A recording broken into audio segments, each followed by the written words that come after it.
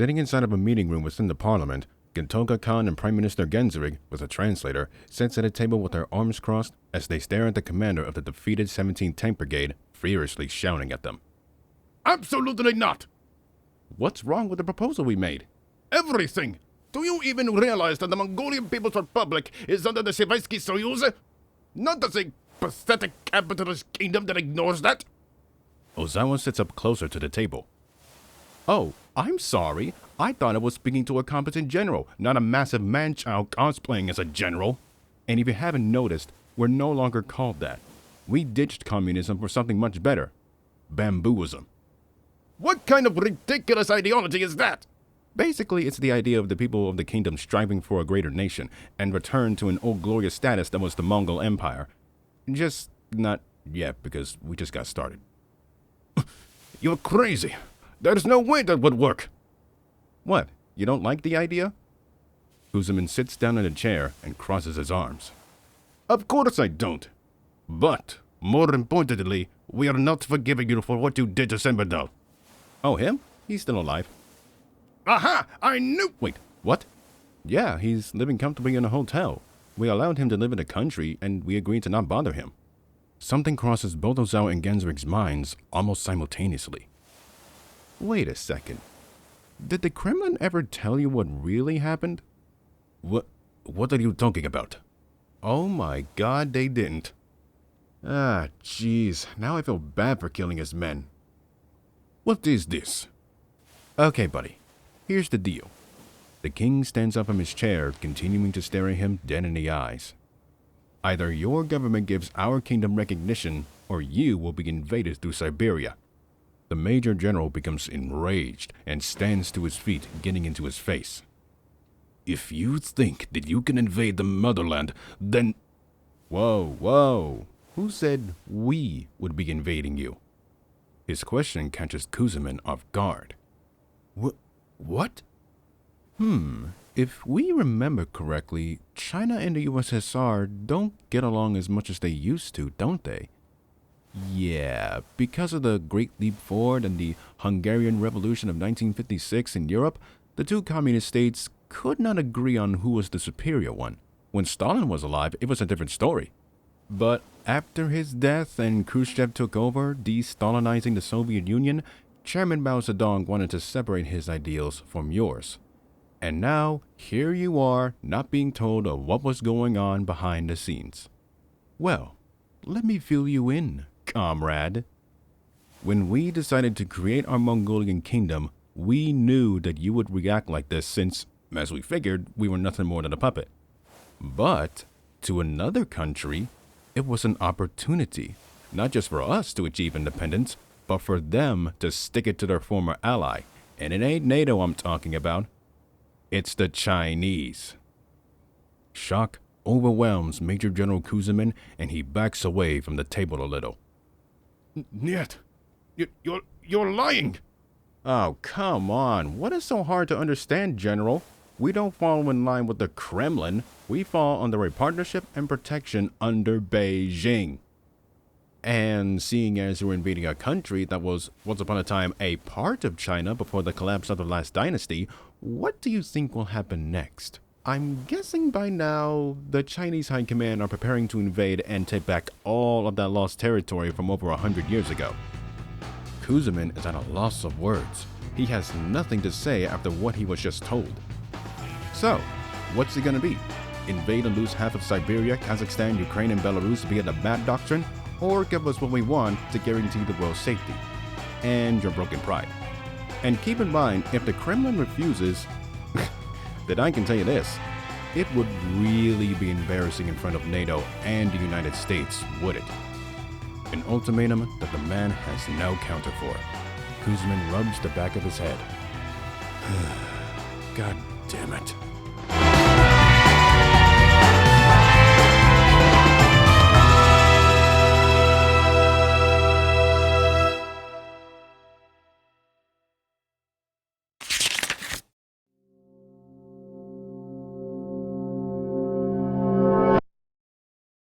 June 18th, 1966. The Soviet Union caves in to Sino-Mongol demands, and the country officially recognizes Gentoga Khan's Red Mongolian kingdom. The Bamboo Revolution has succeeded in a way that many did not see coming. The United Nations welcomes the kingdom a seat in its headquarters on July 8th. On July 11th, the king addresses to the people directly via the radio or television. His fluent Mongolian resonates with the citizens. Loyal people of the Great Kingdom, I speak to you over the radio or on the television. Our struggle to become a great state has come to an end. Through diplomacy and self-defense, we have proven to the world that this country could stand on its feet and walk on its own. Our effort could not have been possible were it not for you, my brothers and sisters, the soldiers of the Red Army, and our partners in China. Chairman Mao's contribution was more than enough for our victory. In return, he has promised us something that will be given to us within the next 20 years. In the meantime, there are going to be many policies that will benefit our chances of survival. Rearranging parliament, public works projects, improved wages and retirement plans, improved education, freedom of speech and religion, and an expansion of housing for the population through the steppe and the southern portion of the country, and the economy will see its growth via investment, trade, and tourism. Meanwhile, Prime Minister Ganzarek announces that the military, of which he will be responsible for, will see its expansion. The Mongolian Red Air Force is established on July 28th, and as the population eventually grows to a substantial amount, conscription will be introduced. But there is one thing that is bothering the Prime Minister, even after independence. What was the promise being made by Mao Zedong?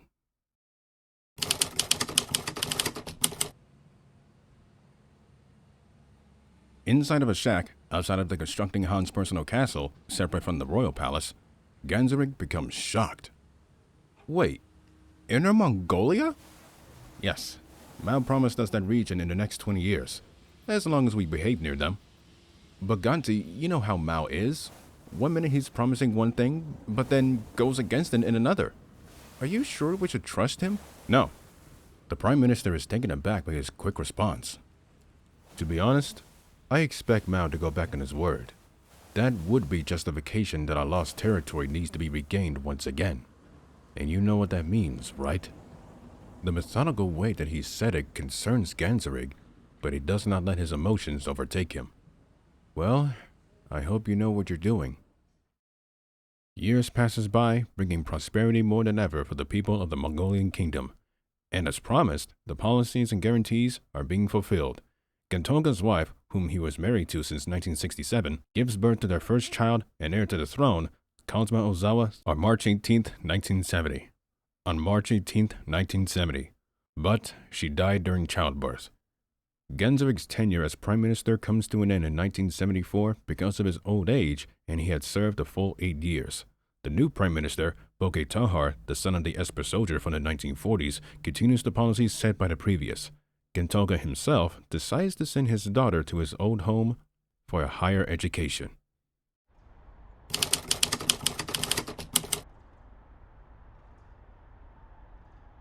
Two police cars drives down the road. Onlookers watches from the sidewalks. In between the police escort is a 1979 Lincoln limo. On the sides of the hood, the red Mongolian flags, with the same color scheme but with an old Mongol symbol on the blue center, flutters. Inside, the king and the 10-year-old princess looks out the window. Gentoga himself looks up at the piercing Tokyo Tower as the vehicle passes it. It's like a different country than one I saw. Papa, is it true that you used to live here? Yes, I did. I lived here until 1945, and your grandparents lived here too. Kazuma becomes excited. Are we going to see them? Gentoga doesn't answer her right away. They're no longer with us, so I need to find their resting places. But right now, let's get you to that school, okay? Okay. So, is your Japanese okay? Uh-huh. Are you sure? Papa, I told you I got it down. She pouts, but he smiles. He rubs the top of her head. Okay. 8 o'clock a.m., Shibuya, Tokyo. The royal family stands in front of the Sarogaku Elementary School. The press takes pictures of the Mongolian king and his daughter in a school uniform. Your Highness, is it true that you were a soldier during the war? Do you have any opinions on the tensions between America and the Soviet Union? So much for having peace. He clears his throat. Ladies and gentlemen, I am here to bring my daughter to this country for a higher education. That being said, I will answer your questions in due time. Now, excuse me. As the two turn around, the police officers blocks the reporters from getting any closer to them. The two enters through the gate and walks up to the front entrance. Entering the building, they see other school children heading off to class or hanging out in the halls. Most notices the royal family walking past them. Cosma holds her father's hand tightly as other children surrounds them. It's okay. Just stay with Papa. She nods as they continue. Inside of a classroom, the teacher gets the students' attention. Okay, everyone. We have a new transfer student that will be joining us. Please, introduce yourself. She looks to Kalma, who nervously bows her head. I'm Princess Kalma Ozawa. I just moved here from Mongolia. The children becomes amazed. Whoa! A royal blood? That's so cool! Instead of laughter, the princess receives the opposite. Standing by the door, Gintoga smiles, hearing the responses that she is getting. Okay, Ozawa. Why don't you take a seat next to Miss Sagusa in the front here? Okay. As she does, a realization dawns on her father. Wait, did she say Sagusa? 10 o'clock a.m., Minato. Ozawa knocks on the door. He patiently waits for someone to answer. The door finally opens, revealing an old man standing at the door. He looks to Ozawa, stunned. Ganti? Hey, Maiko. It's been a while, hasn't it? 10:05 a.m. Maiko hands his old friend a mug of coffee as the two sit near a table in the living room. Oh my god. I never thought I'd get a chance to see you again. I happened to bring my daughter to Japan for a better education when I heard your name being brought up. Oh, you sent her to Mickey's school? Mickey? She's my granddaughter. My son and my daughter-in-law live in Chiyoda. They come to see me and my wife on the weekends. That must be nice. So, anyway, what's going on with you? How's life as king? Dealing with bullshit like politics is not easy, but I managed. What about you? What happened to you after the war? Sagusa takes a sip before placing the mug down.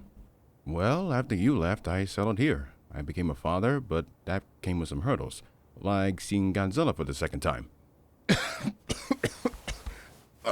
No way. In 1954? Yep. Thankfully, I got out in time, but our house was gone. Wait, did you win as Mothra or Rodan? Mothra definitely. Rodan? I barely saw over the skies. What it did to Fukuoka was horrible. Yeah, I heard. At least it's all calm and no kaiju are showing up. So, let's talk about you. What do you mean? What the fuck, dude? 1 minute you were doing whatever, and the next thing I know, you're a king? When I saw you on the news, I was like, oh, that motherfucker. I told you, I had a dream, and I was going to fulfill it. No, you don't understand. No, you don't understand. I had to take like a second to realize what had happened. How did you manage to do it? I'll never tell. That's the Ozawa I missed. So, what's in your future? I don't know. But he lifts up the mug of coffee. I guess we'll have to wait and see. All right. They toast to each other, smiling.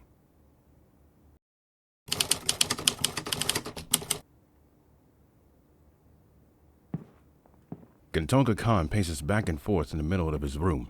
His face is full of worry and concern. An aide comes inside. Your Majesty? I never thought I'd see the day where this could happen. What's wrong? Godzilla. That's what's wrong.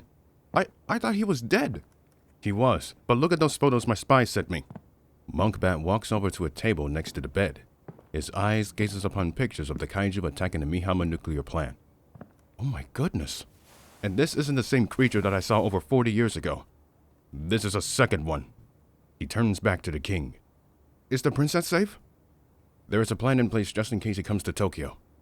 Oh, that's a relief. He walks away from the table. Not to sound like a cruel person, but I'm more concerned for the Americans or the Soviets. Ganti looks to the man, eyebrow raised and looking at him as if he has gone insane. What are you on about? Haven't you heard? Envoys of the USSR and the United States are meeting the Japanese Prime Minister to discuss tactics. Ozawa turns his body to him. In other words, they want to nuke the kaiju on Japanese soil. Yes. Why am I not surprised? But look at it this way. It could be an opportunity for us. What do you mean? Think about it. It could really help us in the long run if we really knew everything about this particular Godzilla. Wouldn't you agree? The king's curiosity piques. Get me on the phone with Oso. Right away, Noble Khan. December 25th, 2:40 a.m. 3 CIA agents fires German MP-5SDs at Soviet spies in the subway tunnels under the destroyed district of Shinjuku. Aaron Barnett holds a briefcase in his hand, staying behind cover. He takes out a flashbang, pulls the pin, and throws it before ducking back. It goes off, stunning the spies. The other two finishes them off. The three hurries away from the scene. Further and further away, they come to an outside area under the towers. They slow down to a walking speed to catch their breath. Phew, I think that's the last of them. Man, is the package secure? As ever. Man, they really want those sales, huh? Guess so. I don't know why Washington wants these, but these are so important that even the commies want it. Too bad. Good luck getting the rest from the AMF. The three men laugh at the expense of their success. A gun cracks. A bullet pierces into Barnett's head and out the other side. He falls over to his side, dropping the briefcase from his hand. The other two looks to the fallen man. Oh shit! Another bullet hits him through the head. Ray reacts, but not in time, as another hits his head.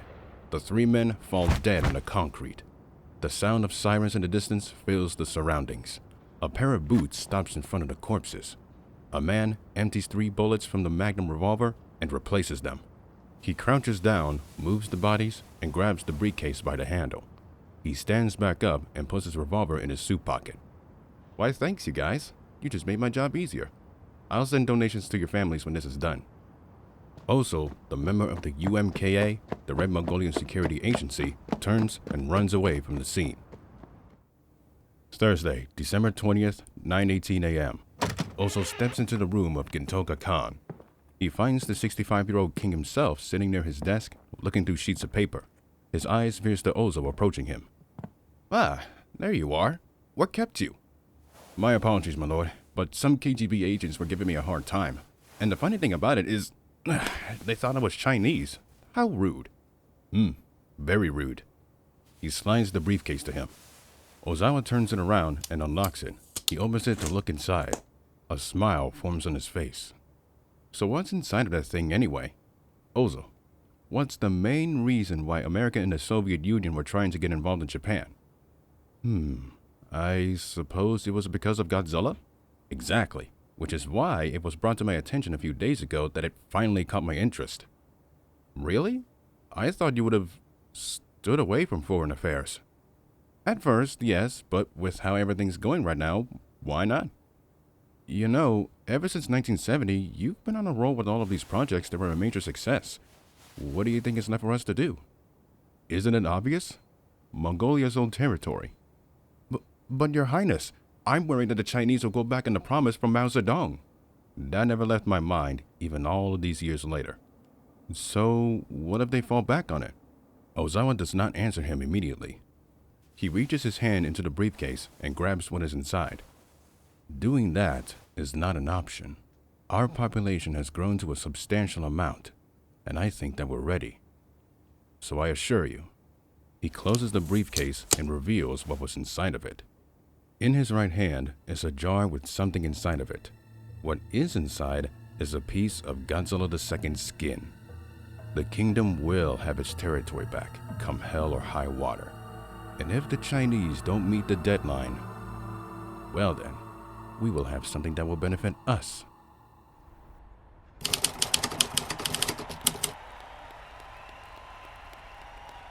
A crowd of over 2 million stands on the streets in the Khan's personal castle in the Mongolian capital. Soldiers of the Red Army and Air Force stands in formation. Flags of the kingdom waves to show their support and celebrating their history. On a balcony overlooking down below, the country's king arrives, stopping in front of 5 microphones. The Prime Minister, Batu Barama, stands beside him with some members of the Red Bamboo Party. On the king's right are the princess visiting from Japan, and the Chinese President Li Jianen with his Vice President Ulaanbaatar visiting on behalf of their country. They are amazed to see how Ulaanbaatar became a modernized city like New York or Tokyo. Ozawa begins to speak. Great citizens of the kingdom, those who are alive here or watching from home, great soldiers and airmen of the Red Army and Air Force. My friends, I welcome you all to the 20th anniversary of Mongolian independence. A cheer erupts from his words. Now, this is not going to be like the 10th anniversary. No. This year is something magnificent. Back during our struggle for sovereignty, I had made a deal. A very special, spectacular deal with the People's Republic of China. You see, a mighty and glorious old friend, the late great Mao Zedong, promised us something that if we had defended our lands from the Soviet Union, he would grant us a gift. A gift that we could not pass up on. He offered us the province of Inner Mongolia. The crowd becomes intrigued. The Mongolian Prime Minister steps up while the king backs away. Indeed, it has been 20 years since that day. I will admit, my colleagues had doubts, but the king gave us reassurance. And so, I present to you the President of China, Li Jianen. A round of applause is given and Jianen steps up to the microphones. My Mongolian brothers and sisters, the time has come to deliver what our founding father had promised. I am happy to announce that the province of Inner Mongolia will be reunited with the kingdom, effective at 10 o'clock p.m. tonight. A greater cheer erupts from the announcement. 3:10 p.m. A parade of the armed forces is displayed in front of the king's castle. Gripping their AKMs, they salute to the king and prime minister as they pass by. The Chinese president gets into the former's ear. You know you owe us those Godzilla cells for helping you. Ozawa raises his eyebrow. Since when did you decide to care? When you decided to get involved in our business. He can hear the anger within his voice. Well, if you want the cells so badly, go jump into Mount Mahara. Those cells belongs to us, and you know it, Khan. Well, they don't belong to the Americans or the Soviets, so what's your point? Lee's eyes twitches. Let's discuss this in your office. 4:26 p.m. The parade is over, but the meeting between the Sino-Mongol leaders is taking place. The atmosphere is not what everyone was expecting. President Jianen slams his fist on Kentoga's desk. Hey, be careful! This desk is brand new! You arrogant bastard! You knew in late 1984 that Godzilla was our priority when it comes to his DNA. What gives you the right to steal what is ours? Gandhi becomes disgusted by his words. Excuse me? Last time I checked, you were too busy trying to worry about yourselves during that debacle, and you have no right to bitch to me about that shit. You never asked for anything. You interfering is threatening our national security, and we cannot allow that. Aggravated and infuriated, the king stands up from his chair. Oh, that's every dictator's favorite fucking line, isn't it? Everything that doesn't go your way is a threat to your national security. Security, my royal ass. It's all a part of your stupid agenda. To which I say, fuck your agenda. The two men get into each other's faces.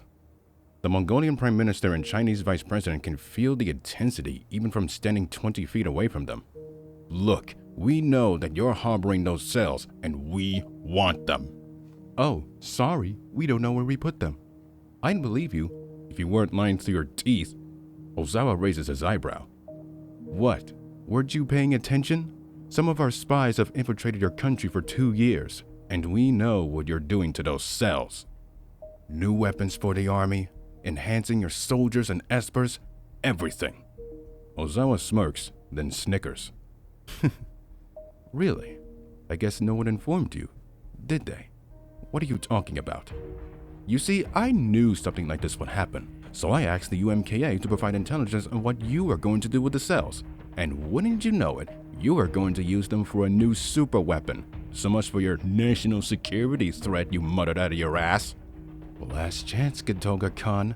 Give us the cells, or Mao Zedong's promise will be revoked. You know if you do that, the Chinese-speaking Mongolians will riot. I'll take my chances. The tension grows, with neither side agreeing on anything. But little do the other people in the room know, it would get worse. July 8th, 1986. Breaking news here. The British ambassador to the Kingdom of Red Mongolia has announced that the country has its diplomatic relations between itself and China are coming apart. July 9th. The Mongolian king has just announced that the Chinese have reversed its decision to give the province of Inner Mongolia to the kingdom. Relations between the two countries are deteriorating fast. July 10th. Moments ago, we received word that Chinese President Jiannan has just denounced Gentoga Khan last night, stating, "You have mistreated Mongolians of Chinese heritage, and this action will not go unpunished." The king himself denies such allegations and fired back, stating, "Your statements are as empty as your policies and lawmaking. It is you who has mistreated those of Mongol descent."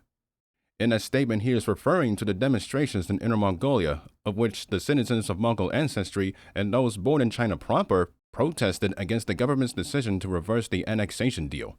The PLA brutally cracked down on it, and the government is trying to cover it up. July 11th. The United Nations Security Council has called upon both foreign ministers of Mongolia and China to attend a meeting to discuss a proper action to take. They will arrive in New York tomorrow. July 12th. Both foreign ministers arrived at UN headquarters, and immediately insults and slurs were thrown by both men. Minutes of a heated debate ensued. Our representative stated, "Never between ourselves and America had it gotten this heated, all for a piece of land." Tensions reached its boiling point that a decision did not come to pass. Both foreign ministers angrily shouted four-letter words and insults at each other, resulting in a fistfight. Their own colleagues had to separate the two men, and the Security Council had to call the meeting off. July 13th. Ozawa is a guest on Larry King Live. From one king to another, do you think that China will launch its nuclear weapons? No. They're not stupid, and they know it. Do you think that the land that was owed to your people justified? 100%. You know, many are comparing this to the relations between the US and the Soviet Union. Do you find any parallels to that, or is it completely different altogether? To an extent, but this is not about ideology. I don't give a damn what they believe in. They promised us something and it was pulled right from under us. All for what? A couple of pieces of skin from a kaiju that is sleeping in a volcano in the Pacific? How pathetic. So, if the Chinese would ever attack you, we would defend ourselves. Point blank. July 14th. The King of Mongolia and the President of China have publicly stated that if war were ever to erupt between the two sides, no other country would help the other. However, the United Nations has also stated that a declaration of war cannot exist between the two sides. The UN Charter only approves the use of military force if peace is threatened by one or the other. Now the question is, who will break the charter first? July 15th. This is Ozo. Tell the king that the Chinese are going to build up its military strength to invade our homeland. Be on the lookout for any suspicious activity and sabotage. July 16th. This is Zhao Bai. The Mongols have introduced conscription to the Red Army. Inform Beijing that we must prevent and subdue any expansion and insurgency. The Sino-Mongol split turns into a crisis.